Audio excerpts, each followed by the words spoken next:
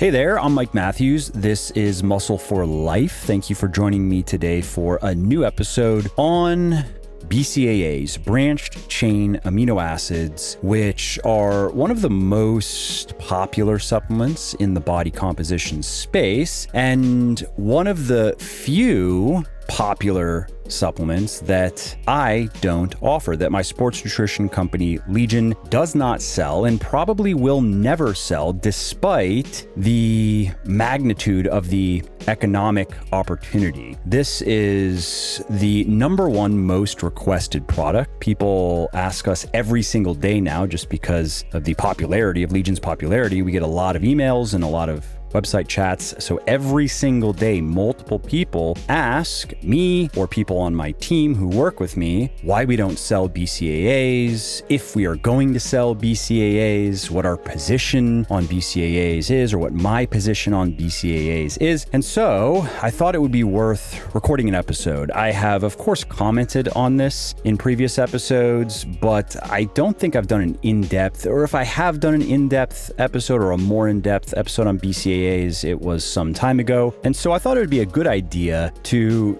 give my take on BCAAs as of March 13th, 2013. And so here we are. Now, if you have looked into sports supplementation at all, you've probably heard about BCAAs. You've probably also heard about EAAs, essential amino acids. And although I'm going to be focusing on BCAAs in this episode because it's the more popular supplement that I get asked the most about, everything that I'm going to share in this episode applies equally to EAAs. I don't take EAAs and I don't sell EAAs and I don't recommend EAAs for the same reasons that I don't take, sell, or recommend BCAAs. And if you are new to all of this, especially the supplement racket, you might be a little bit surprised, because if you look around on social media, you will find a lot of people who are in great shape, sometimes who are well-educated, well-spoken, talking about how great amino acid supplements and BCAAs in particular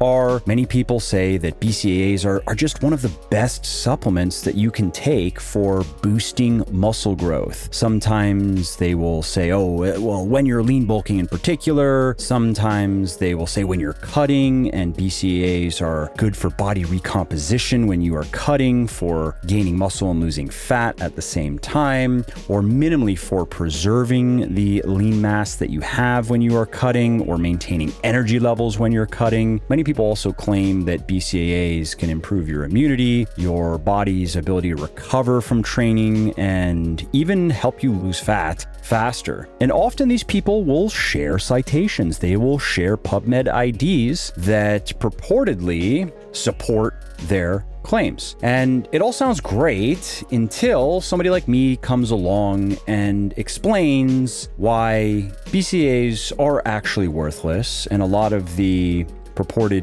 science that is used to sell these supplements is either misrepresented or possibly even faked, manipulated to appear a certain way that sheds a positive light on BCAAs when the reality was otherwise. Okay, so let's start with a brief explanation of what BCAAs are. The acronym stands for branched chain amino acid, and that refers to a group of 3 essential amino acids, which are amino acids that we must get from food. Our body can't create them from other amino acids and other compounds. And those 3 are leucine, isoleucine, and valine. And the reason they are called branched chain amino acids is they're chemically chained together, chemically linked together. Now, what is the significance of essential amino acids, especially in the context of body composition? Well, protein is a large molecule, and it's made up of chains of smaller compounds known as amino acids. And these amino acids are the building blocks, so to speak, of the protein molecules, as well as many tissues in the body, including muscle, hair, nails, and skin.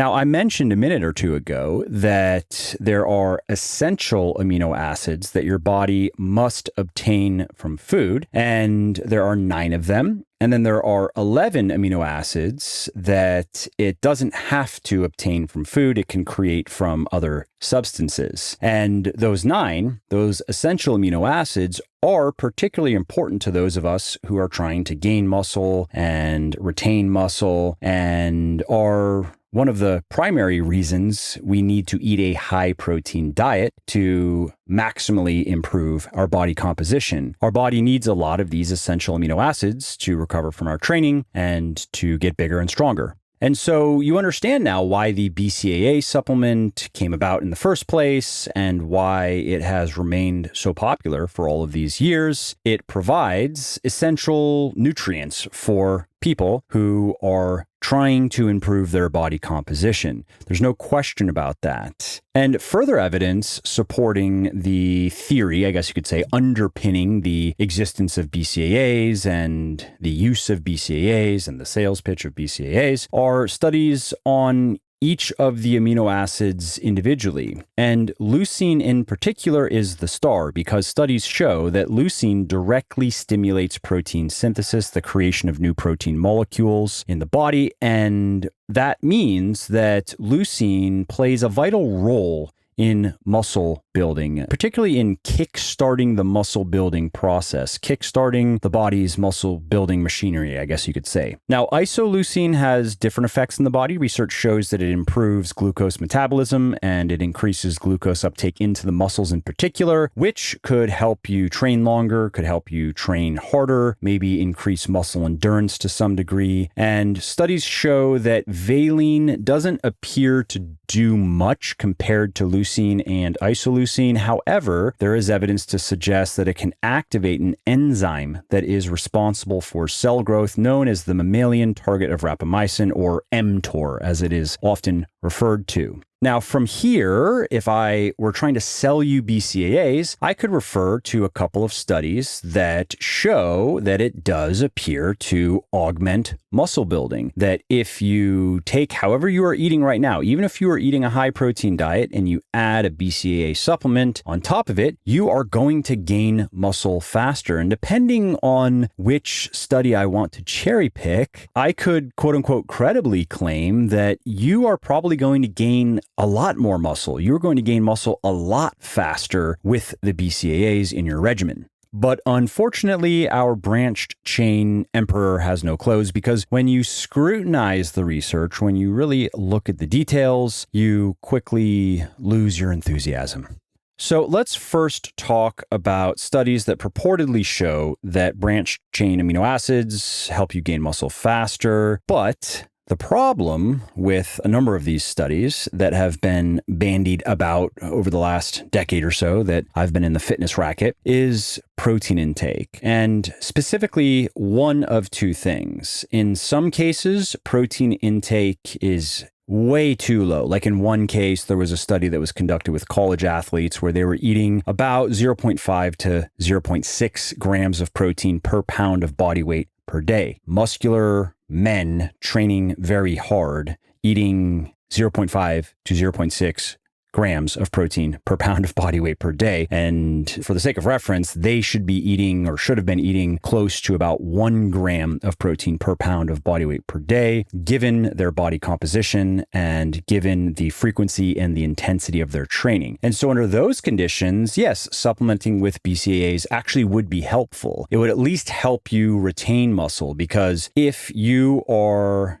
a lean athlete and you are training many, many hours per week and you are only eating 0.5 to 0.6 grams of protein per pound of body weight per day, you may end up losing muscle, especially if you are restricting your calories. Maybe you are a wrestler and you are dieting to make weight. You are going to lose muscle. I can guarantee it. If you are in a significant calorie deficit, you are training many hours per week, and you are only eating 0.5 to 0.6 grams of protein per pound of body weight per day. In that case, if you couldn't simply eat more protein, then a BCAA supplement would be helpful. It would. But what if you can just eat more protein Well, I'm going to talk about that in a minute, but let's get to another problem with a number of studies that are used to sell people BCAAs, and that is different amounts of protein intake in different groups of people. And so in some cases, you have studies where you had a group of people eating around 0.5 to 0.6 grams of protein per pound of body weight per day and doing a fair amount of exercise, strength training in a couple of cases I'm thinking of, and restricting calories, which of course can lead to muscle loss, especially if you are training fairly intensely and you are not eating enough protein. So you have one group of people who appear to be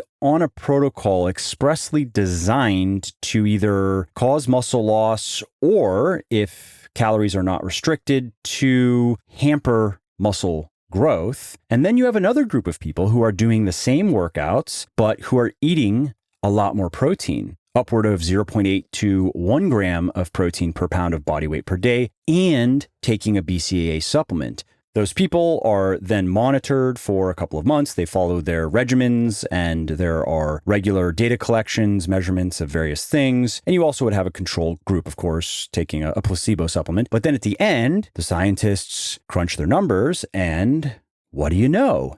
The BCAA group gained a lot more muscle than the non-BCAA group. But of course, the question is, well, is that because they took BCAAs, or is it because they ate a lot more protein? And the problem is those studies were not designed to answer that question, which is the real question you as a consumer have, because you probably eat enough protein. You are probably not eating 0.5 grams of protein per pound of body weight per day. And so you want to know, are BCAAs going to help you, not an under protein nourished you? Now, there are other studies that appear to be better designed and that do support the efficacy of BCAAs. And one in particular that is regularly cited as proof, definitive proof. BCAAs are great. They help you improve your body composition. And this was conducted by scientists at Whey Research Group. And the researchers had participants follow a 4-day strength training program for 8 weeks and supplement with either BCAAs, whey protein, or a carbohydrate sports drink. And the results showed that the participants who supplemented with the BCAAs gained significantly more muscle and strength, and they lost at least twice as much fat. So they were in a calorie deficit too, body recomp, and they lost more fat than the participants who used the other supplements. However, there are a few problems with this study. One is that it was never published in a journal, and so it never underwent peer review. Not that peer review is perfect and fail-safe and that bad research cannot pass peer review. Yes, it can. Loads and loads of bad research passes peer review every day, but peer review still is a useful mechanism for helping maintain certain standards of quality of research and quality of the representation of research, and ensuring that the researchers' words are backed up by the data. Another problem with this BCAA study from this Whey Research Group, is the supplement wasn't just BCAAs. It also contained glutamine and citrulline malate, which means it's impossible for us to know how much the BCAAs per se contributed to the results. And you could argue that there is no reason to believe that glutamine would contribute to those results, and I would agree. However, citrulline malate can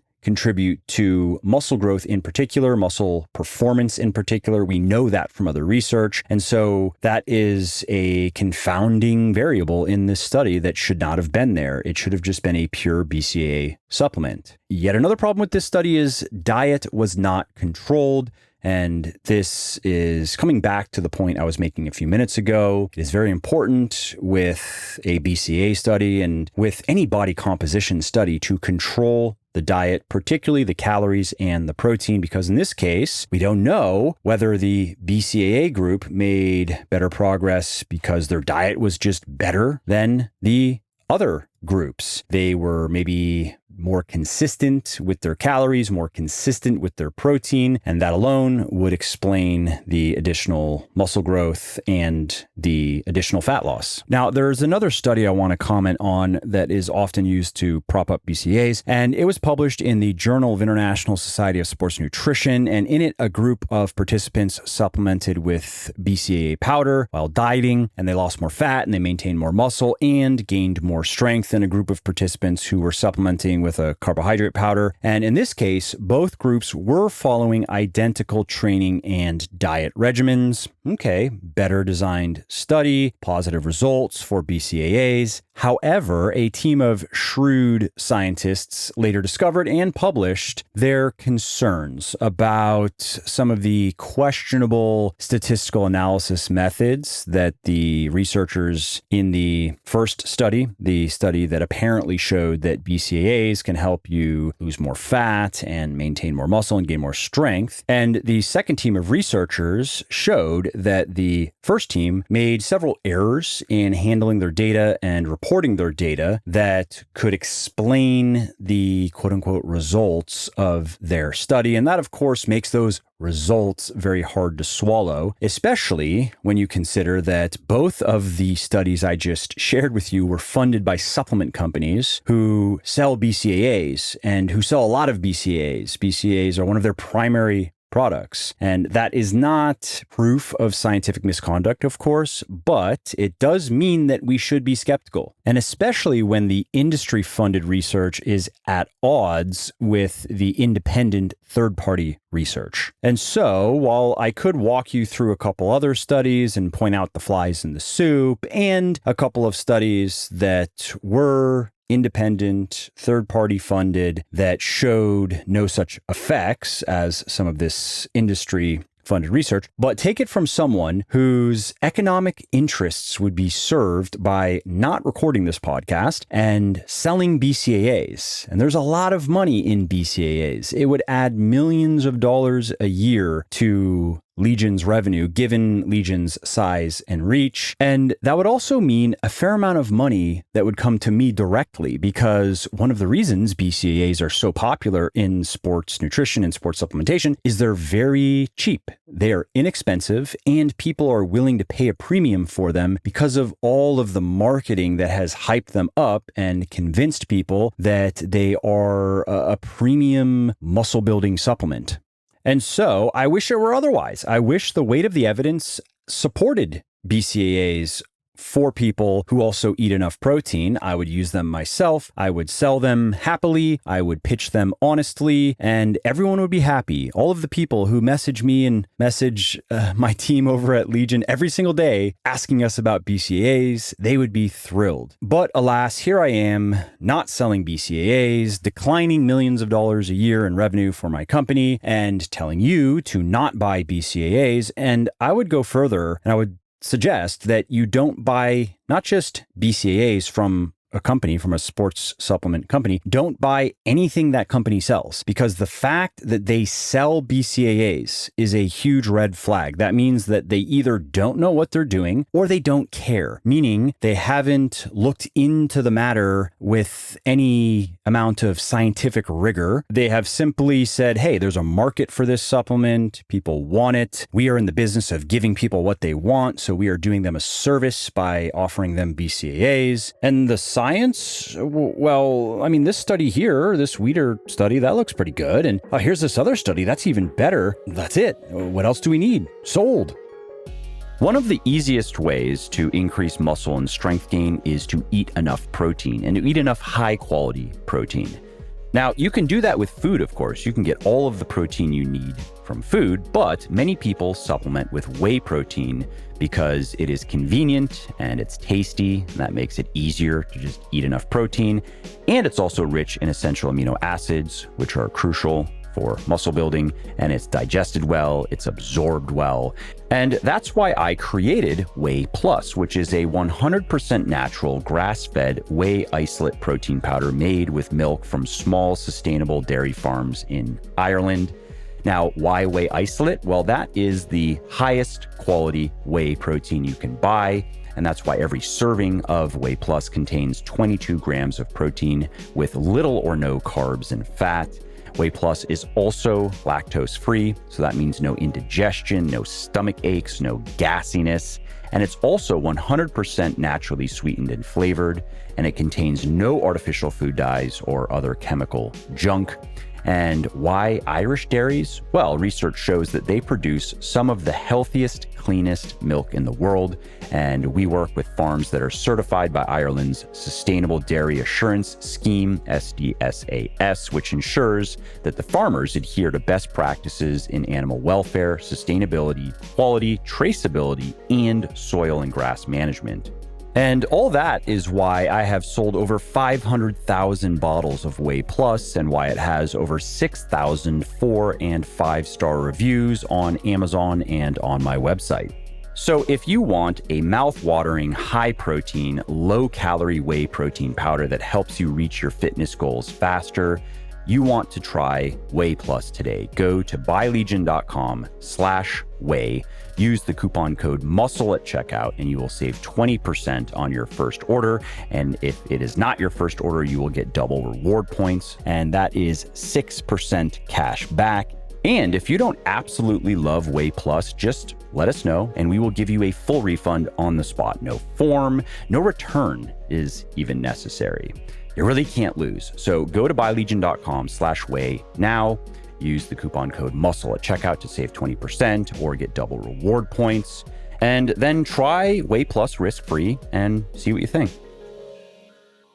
All right, so now that the claim that BCAAs can improve body composition is in tatters, let's switch gears and talk about fatigue, because this is a rather new selling point that many supplement marketers are relying on, because many consumers are now skeptical of any claims about the purported muscle building effects of BCAAs. And as you can expect, the research for BCAAs reducing fatigue, and this is often promoted to athletes, endurance athletes in particular, the evidence is flimsy. It's pretty thin. For example, one study that was conducted by scientists at the National Taiwan University of Sport showed that handball players who supplemented with BCAAs and arginine were less fatigued after playing a multi-day competition than players who supplemented with a placebo. Okay, interesting, but the BCAAs were mixed with arginine. That's a problem. We can't be sure that the BCAAs were responsible for any of the benefits that were seen. It is equally likely that it was the arginine, or it was the mix of the two together, or it was something having to do with their diets. Further evidence that you can't hang your hat on the handball study comes from a study that was similar, but it was conducted with wrestlers and it was in a single-day competition, and it failed to replicate the findings of the first study. And replication is a very important component of the scientific method. If you can't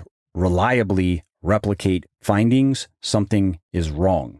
Now, you could say that BCAAs may only benefit athletes when they have to perform at a high level for more than one day. And some people have said that to try to discredit the use of the wrestler study, to discredit the handball study. But that is simply speculation. There isn't research to support that theory. It's just a theory. And one final interesting point I want to share with you is research that shows that BCAAs can increase the amount of time that it takes to reach exhaustion during endurance exercise. So it is reducing fatigue levels because you can only push yourself so hard until you got to back off. But that was seen only when people did not have enough glycogen, which is a form of carbohydrate stored in your muscles and stored in your liver. And so what it was seen is when people did not have enough glycogen stored in their muscles, supplementing with BCAAs increased the amount of time that it took for them to reach exhaustion during endurance exercise, but not when they had enough glycogen in their muscles. And so then it is fair to say that well-designed research does seem to show that when you are glycogen depleted, BCAAs may make exercise feel easier, but there's a problem because similar to trying to use BCAAs to get essential amino acids, instead of just eating protein, that's the best way to get enough essential amino acids, just eat enough protein. Similar, if you are glycogen depleted and you need to continue performing at a high level and you care enough about your time to exhaustion to supplement with BCAAs, you should just eat carbs instead, because research shows that carbs are much more effective at achieving that and cheaper than BCAAs. So if you want to perform better in your workouts, in your sports matches, in your training, whatever, a couple of bananas is going to help you more than a blender bottle of BCAAs. Next up, we have BCAAs and recovery. This is another common claim used to sell them, is that they can decrease muscle damage, they can improve post-workout recovery, and there are studies that show that that can be the case, but major methodological problem. These studies only compare BCAAs to either nothing, water, or carbs. So what's missing here? What is the post-workout meal, and in some cases even pre-workout meal? What's the macronutrient, the most important macronutrient that you would want to test BCAAs against, that basically everyone into fitness consumes before or after workouts? Oh, that's right, it's protein. And isn't that odd that these studies were not designed like that? It's almost like they were designed explicitly to obtain the desired result. And maybe that's because null research that shows no effect, isn't generally as valuable to a researcher's resume than research that does show an effect. And if it doesn't show an effect, it may not even be published at all. Anyway, in addition to all of that, there are also a couple of studies that have shown that BCAAs did not enhance post-workout recovery in people who were also eating enough protein. So there's that as well. Now, lastly, I want to talk about fasted training, because this is one of the final segments, I guess, of the BCAA market that is worth addressing, because there are many people who like to train in a fasted state, which is a state where your body has finished processing and absorbing the nutrients in the food that you last ate, and now your insulin levels are at a low minimum baseline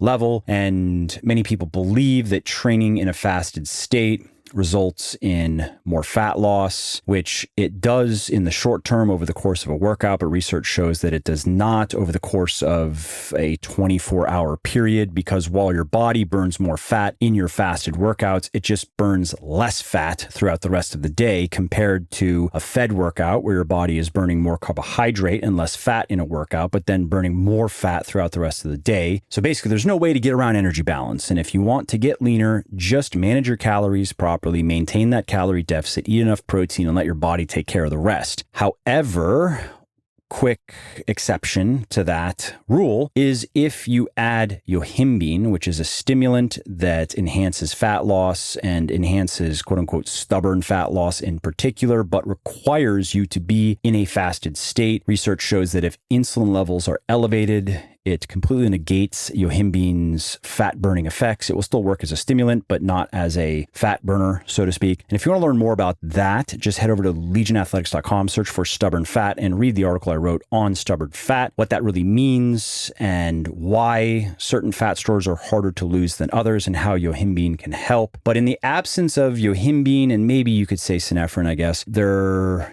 isn't a good reason to train in a fasted state unless you like it. Some people don't like having anything in their stomach, even a protein shake or an apple. Like that's what, when I was training early in the morning, I would just have a protein shake and a banana or two. That would be my pre-workout meal, because I do not like training with a full stomach, especially if I'm squatting or deadlifting. I've almost thrown up because of that. But I also don't particularly like training on an empty stomach if I'm a little bit hungry. And so I've done it many times when cutting, when lean, wanting to get really lean, when taking yohimbine along with some caffeine and synephrine. But generally, I prefer to not feel full, but just not be hungry. And so I like a simple pre-workout meal. But anyway, when you are training in a fasted state, there is a disadvantage you should know about, and that is increased rates of muscle breakdown. Research shows that muscle breakdown rates tend to be higher, especially after a fasted workout. And also fasted training can impair performance as well, which means at least slightly worse results, especially if you are consistently performing more poorly than you would otherwise. And that's where BCAAs purportedly can help. Now, according to most supplement manufacturers, BCAA supplements contain 0 calories. And so then people think, okay, great, this is not going to break my fast. This is not going to spike my insulin levels. And therefore, I can use this to mitigate this increased rate of muscle breakdown. However, research shows that BCAAs do contain calories and they do raise insulin levels. Now, you could say, and you would be right to say, that they don't raise insulin levels nearly as much as a scoop of protein or a banana or 2 bananas, and that the effect appears to be about 15, 20, max 25 minutes, and then your insulin levels are back down to that low baseline level. You are back in a fasted state. And yes, those things are true, but many BCAA hucksters won't even tell you those things. They say no calories, no insulin response. Not true and not true. And the 15 to 20 minutes of elevated insulin levels, depending on when you take your BCAAs, that might be a third or a half of your quote unquote fasted workout that's not quite fasted. Okay, well, that's everything on my list. Those are all the reasons I currently have for not taking BCAAs, not recommending BCAAs, and not selling BCAAs. And before I sign off, I want to quickly comment on a good alternative to BCAAs for fasted training. It is called beta-hydroxy beta-methylbutyrate, or just HMB. And that is a substance that is formed when your body metabolizes leucine, which is one of the 3 branched chain amino acids. And while most research shows that HMB is not a muscle builder that it was once believed to be, that's how it was once sold. Some people are even saying it's the next creatine. No, it's not. However, studies do show that it seems to be very effective at preventing muscle breakdown. And it also has no effect whatsoever on insulin levels, which means it does not break your fast. It does not take you out of that fasted state. And therefore, HMB is perfect for use with fasted training. If you have a good reason to do fasted training, like for example, faster fat loss. So if you're going to take the caffeine and the yohimbine, maybe some synephrine, it does make sense, I think, to include HMB. If you also want to minimize muscle loss, if you want to maximize your body composition benefits from your fasted training. And if you are interested in giving that a go, yohimbine and HMB in particular, check out my product Forge, because it has yohimbine and it has HMB. It also has citicoline, which you can learn about over at buylegion.com/forge, buylegion.com/forge. Well, I hope you liked this episode. I hope you found it helpful. And if you did, subscribe to the show, because it makes sure that you don't miss new episodes. And it also helps me because it increases the rankings of the show a little bit, which of course then makes it a little bit more easily found by other people who may like it just as much as you. And if you didn't like something about this episode or about the show in general, or if you have ideas or suggestions or just feedback to share, shoot me an email, mike@muscleforlife.com, muscleforlife.com, and let me know what I could do better, or just what your thoughts are about maybe what you'd like to see me do in the future. I read everything myself. I'm always looking for new ideas and constructive feedback. So thanks again for listening to this episode, and I hope to hear from you soon.